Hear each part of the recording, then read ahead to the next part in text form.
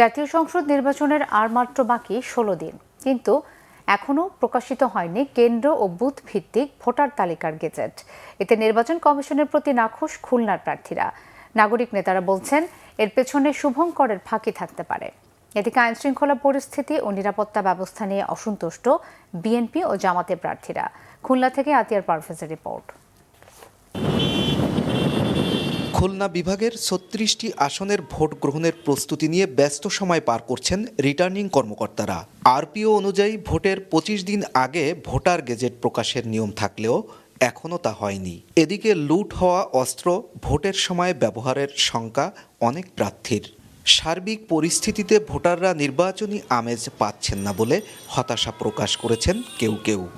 এক কেন্দ্রে তোমরা অমুক জায়গা তোমাদের ভোটার, মহিলাদের অমুক জায়গা ভোটার, এইভাবে আমরা আগে দেখেছি। এখন সামনে কি হয় সেটা এখনো পাইনি। ১২ তারিখে ভোট, এখনো আমরা জানতে পারি না যে কোন কেন্দ্রে ভোট হবে।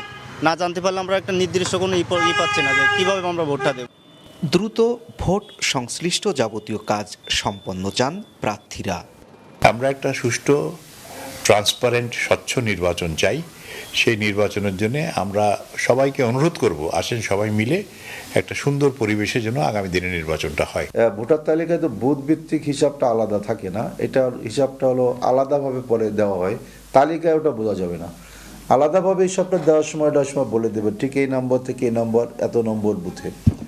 ওইটা এখনো পাইনি। কয়েকদিনের মধ্যে কেন্দ্রভিত্তিক ভোটারের গেজেট প্রকাশ করবে নির্বাচন কমিশন। এই বিলম্বকে ভালোভাবে নিচ্ছে না নাগরিক নেতারা।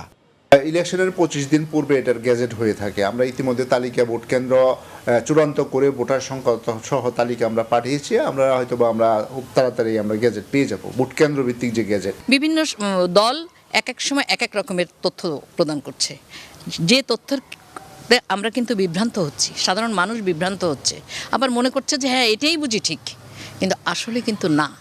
এর ভেতরে ওই যে শস্যের ভিতরে একটা ভূত থাকছেই।